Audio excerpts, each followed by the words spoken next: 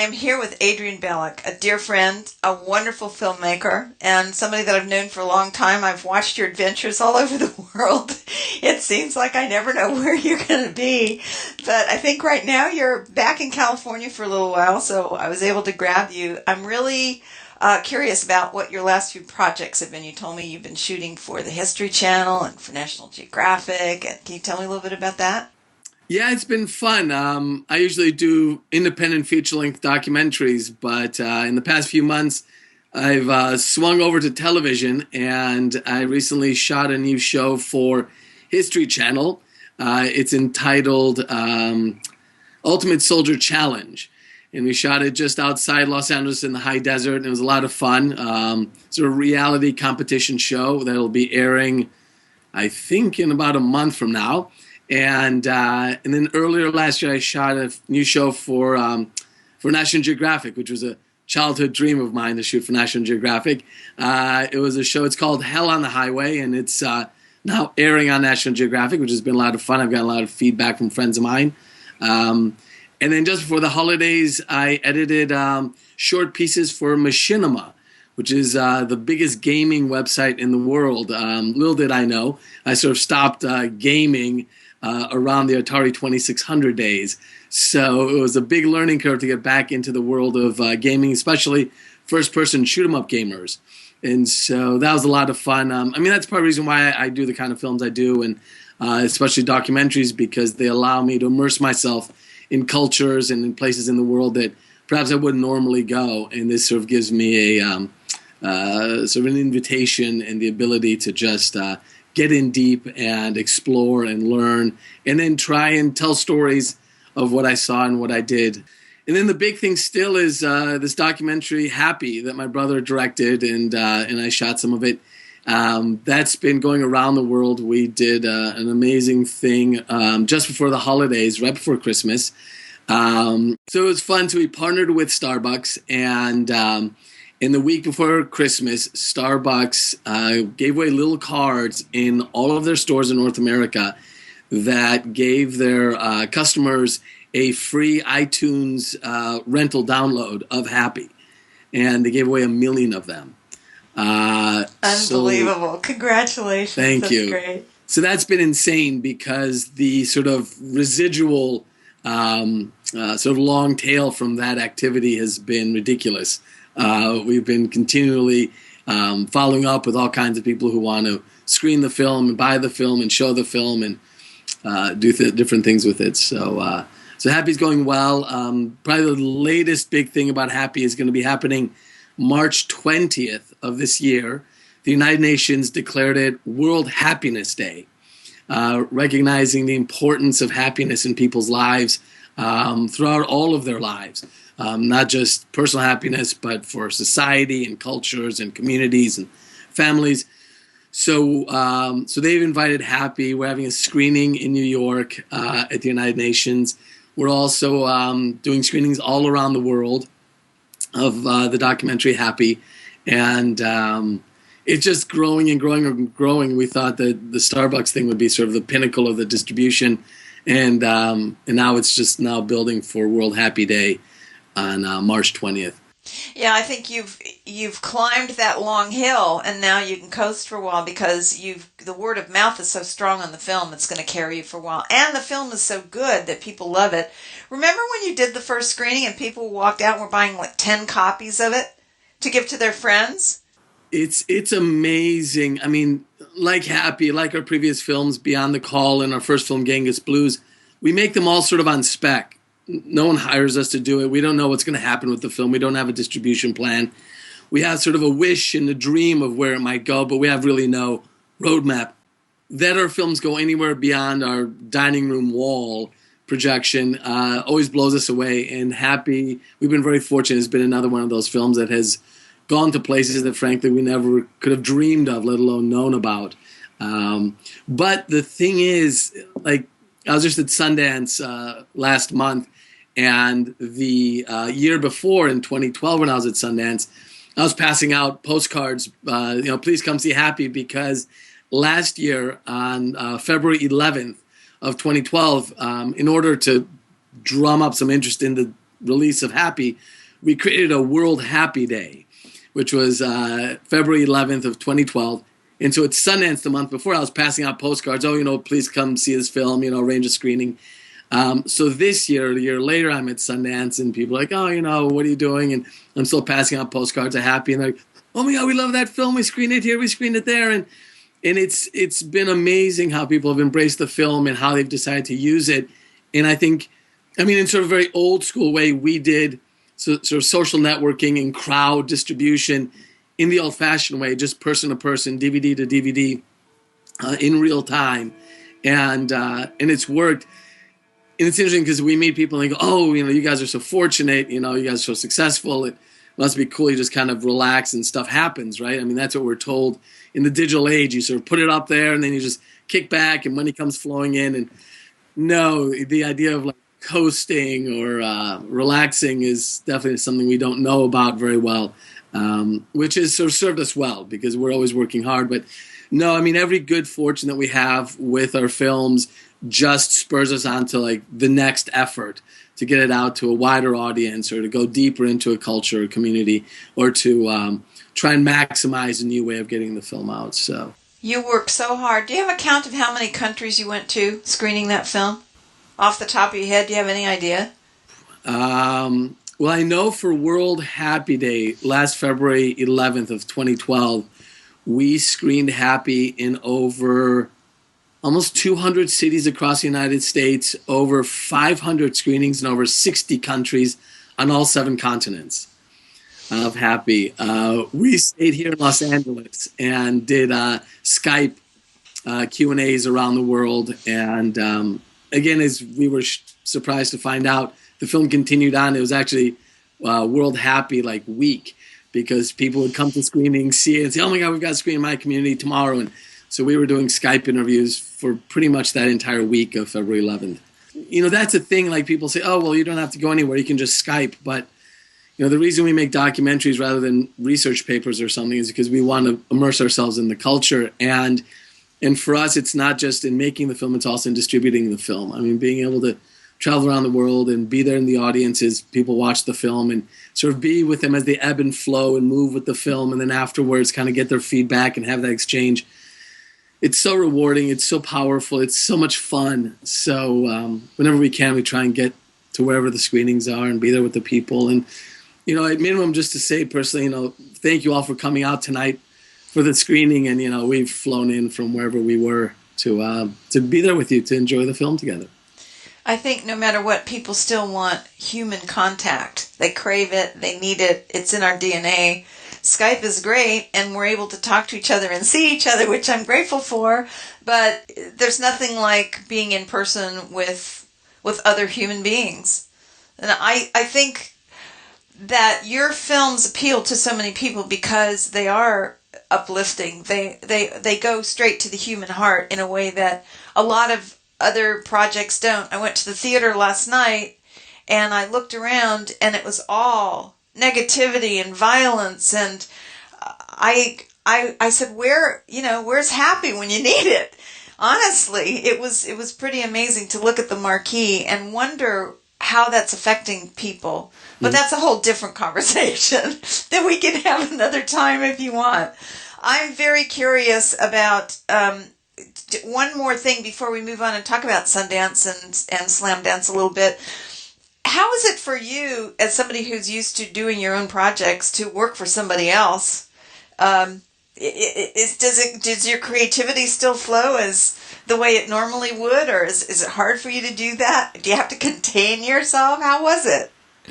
Interesting question. I've had numerous of my friends who've known me for a long time, as you have, sort of ask me that, say, "Wow, you are now working for production companies and television stations and big websites and things like that. How is that?" And I sort of joked with them. I dubbed it my year of cultural experience, in that I immersed myself in the cultural experience of studios and television networks and things like that. And I found it really interesting. Some of it was very inspiring and enlightening and exciting, and some of it was boring and frustrating and annoying. But nothing's easy. And I've my degree in college is political science and international relations, so I sort of also joke that I was able to kind of utilize my diplomatic and political skills in order to get done what I needed done within a larger kind of institutional framework, especially when I was dealing with like History Channel and the production company and Machinima. Building my team and protecting my team, and in many ways I was just the team captain. I was the one who kept us together, kept us on track, and protected my team whenever it needed protected, and getting whatever my team needed so we can do what we set out to do. So it was fun. I enjoyed it. To be frank, I'm glad I wasn't doing 20 to life in that environment. That I was doing, 3 to 6 months was fine. But no, in general, I really, really enjoyed it. As I said, it was a cultural experience. It's something I'm not that familiar with. It's something that I don't usually immerse myself in. But everyone I worked with were amazing people. Super talented people. A lot of them were sort of career television people and career kind of corporate people. So it was a fun learning experience for me to understand what they're thinking about, why they're thinking about it, where they come from, what their fears are, what their desires are. In many ways, it's skills that I use as I travel around the world making my films. I, jump into a culture that I'm not that familiar with, and I try and connect with them. I try and understand them. I try and find out how we can work together, what similarities we have, what differences we have, and try and make those bridges and make it all work. So, working in corporate television and with studios and stuff, in many ways, I just use those same skills that I would if I dropped into East Africa or some remote part of China. I just said, look, I'm in a culture that I'm not that familiar with, but I will look for the best in people, and I found it, and we worked it out. You always find it, Adrian. You always find it. Were you field producing? Were you shooting? What were you doing on those series? I was primarily shooting, but in a lot of these things, some field producing comes into work on that. And especially, I think part of the reason why I was hired was because I've done my own films, and so I was able to bring more than just a shooter sort of eye and a shooter sensibility. I was able to look at the big picture and say, what other things do we need, and look at story. So that, because both of these shows were, this was their pilot episodes. So they were just kind of putting it together and getting it going and understanding what the stories are about and who the characters are and how they all work together. So I did a lot of times I was kind of finagling things and figuring out how we can get what we need and what else do we need to get. So it was fun. It was a great challenge. I really enjoyed it. I mean, ultimately, I'm a storyteller. And motion picture and sound is my canvas. And so whether I'm doing short form or long form, whether it's documentary, music video, whether it's television, or experimental, I love it, and it's always a challenge for me. And as long as I'm working on things that I'm passionate about and working with talented people who are passionate as well, I'm in. Coach, put me in, get me on the playing field. Let's see what we can do with it. So it really doesn't matter where I work. It's just the people in the project that's important, and the rest we sort it out as we go along. Well, I'm really happy for you. Talk to me about Sundance, because you've been going now for a few years. How has it changed for you? Why do you go? Sundance is an amazing experience. My brother and I were very fortunate to be at Sundance with our first film, Genghis Blues, back in 1999, dare I say, in the last century we were there. And has it been that long? Yeah. It's been that long? Oh, my gosh. Yeah. Wow. Yeah, we were back then. We were all 20-somethings, and now we're sort of established filmmakers. But I love going back to Sundance. If I'm in the United States, every January I'm at Sundance, and for me, it's a wonderful way to start the year off. It's where I get to see so many of my dear friends. Some I only these days see at Sundance if I'm not traveling much around the world. It's very inspiring to be at Sundance. I mean, so many of the films are extraordinary. They're all mostly premieres, so you get to see things first. Another thing which I really love about Sundance, which I think makes it so unique and so wonderful as an A-list sort of globally renowned festival, is the environment. It's that you're all in this small little ski town of Park City, Utah, a little bit east of Salt Lake City, up in the mountains, and it lends itself to this sort of camp-like environment where if you don't know what to do, you just walk down the main street and hang out and say hi to a few people, and there goes your day, hangs a left turn and turns into something extraordinary. Well, I mean, the other great thing about being in Park City, Utah in January is that concurrent with Sundance happens the Slam Dance Film Festival, which is such an awesome festival. It started by renegade filmmakers who didn't get into Sundance, who said, you know what, we're still going to show up back in the day in the mid-'90s with our 35 and 16 millimeter projectors, and we're basically going to crash Sundance and see what happens. And from that was created the Slam Dance Film Festival. So every year I see films at Slam Dance. I go to panels at Slam Dance as well as Sundance. I've been honored the past few years to be invited as one of the speakers in what's known as the wettest, hottest panel discussion in Park City. It's the Slam Dance Hot Tub Summit. They have at the Treasure Mountain Inn. At the Treasure Mountain Inn Hotel, they have a hot tub that holds about 30 people.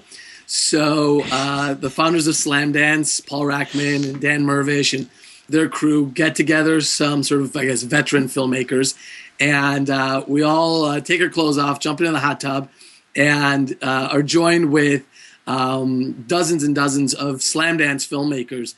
Slam Dance is a film festival. In competition, you have to be a first-time filmmaker. So here are all these filmmakers who just finished their first film. This is probably their first festival in the world.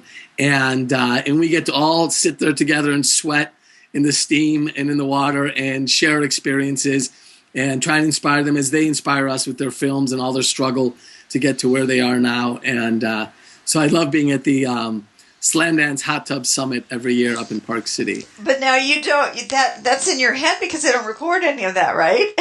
Obviously. No, exactly. There's no recording. Darn. You have to. You're either there or you're not. It's very old school. You either showed up or you didn't, and it's a lot of fun. But I love Park City. The other great thing about Park City is the people. Here comes thousands and thousands, maybe tens of thousands of people from all over the world, many from Los Angeles, and just deluge this tiny little beautiful ski town. And one of the reasons I come back to Park City every year is that the people of Park City are so wonderful, so kind, so generous, so hospitable. Most of the time at Sundance, they've got shuttle buses that you can take. Usually I just hitchhike. I just put my thumb out and smile and stuff like that. And someone usually picks me up, a local, and takes me to some screening or panel discussion. And a few times I've actually had dinner and lunches at their places because we had such good conversations in the cars. But this year there, is every year at Sundance and Slam Dance, there are some amazing films. I'm partial to documentaries, and it's been amazing over the past 13 years I've been going to Park City for Sundance and Slam Dance, how as the week goes on and you start chatting with people and you're like, what'd you see, what'd you like?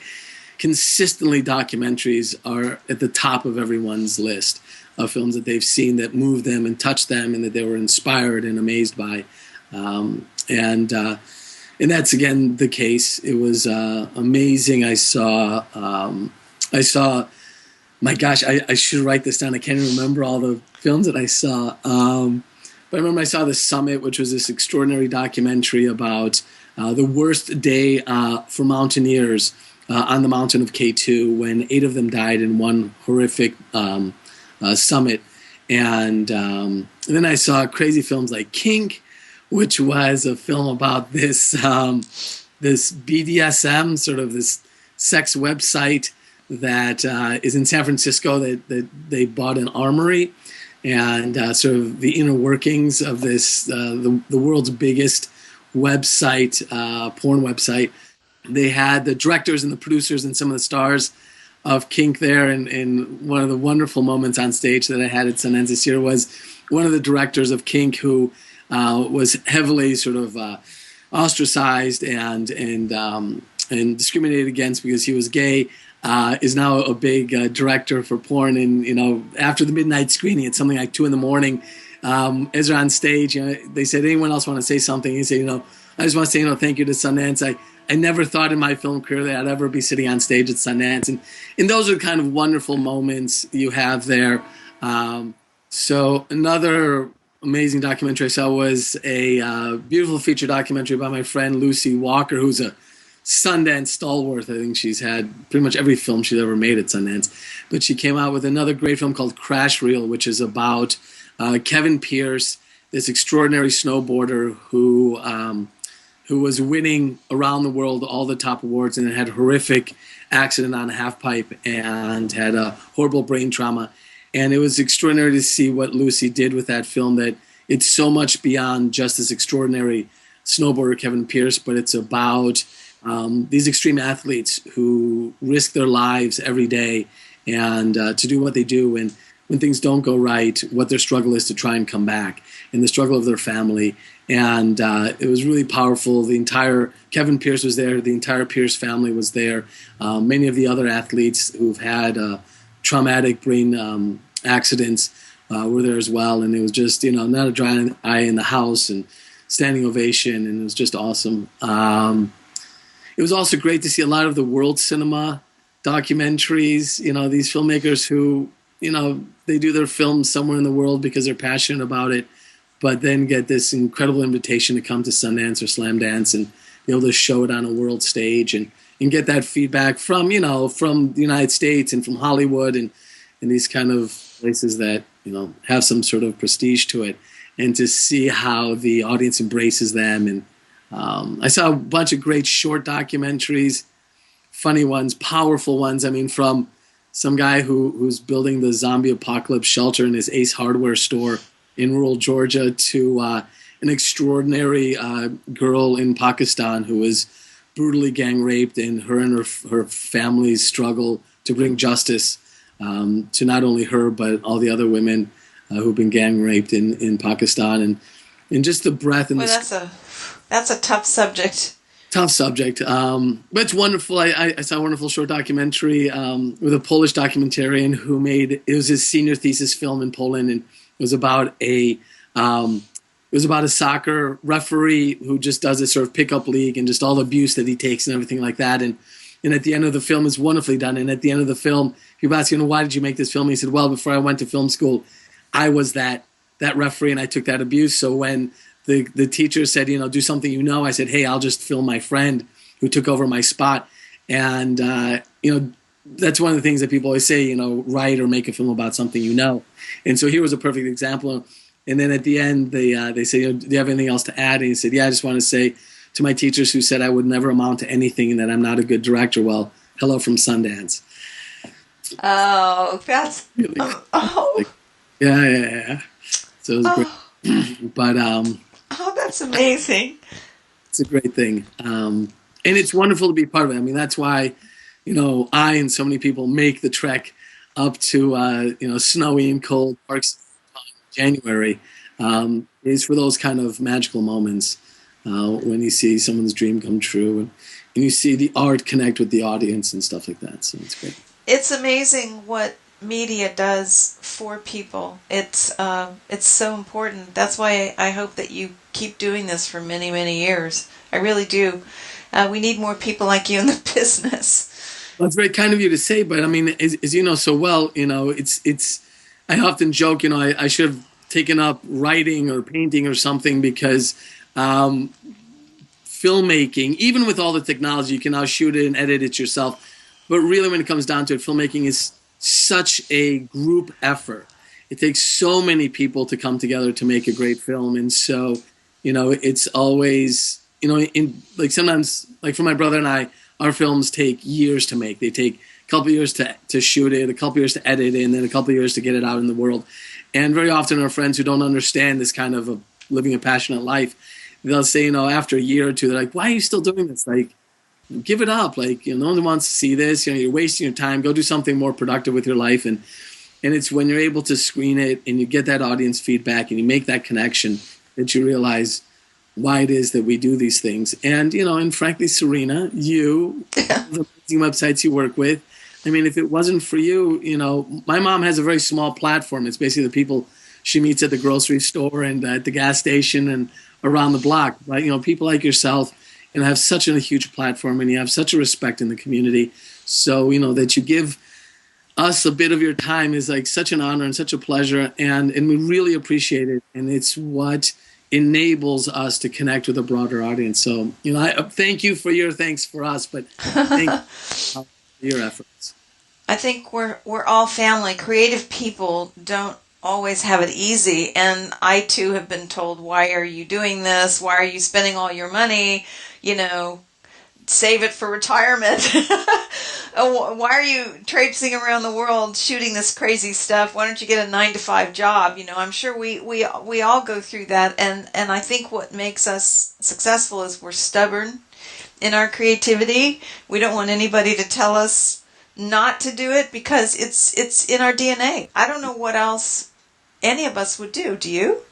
I have no idea, and it's fun because my brother and I, we grew up in Chicago. We're Midwest kids, and so it's fun when our friends who've chosen more of a 9-to-5 lifestyle rather than sort of crazy project-oriented lifestyle, and they want the best for us. They want us to, be happy and have opportunities and be comfortable. But I love when our films screen and we invite them to the films and they see the kind of feedback and reaction people get from our films and how people appreciate it. And I remember when Genghis Blues was first going around and it took 5 years to make, and we should have been in grad school, like furthering our career. Instead, we were wallowing in this sort of wasting our time with some stupid film. When they were able to see the audience reaction and what the people said, and not just what they said, but how they felt. These friends of ours were in the room with us when this audience was taken on an adventure, and they were moved and engaged and stimulated and activated.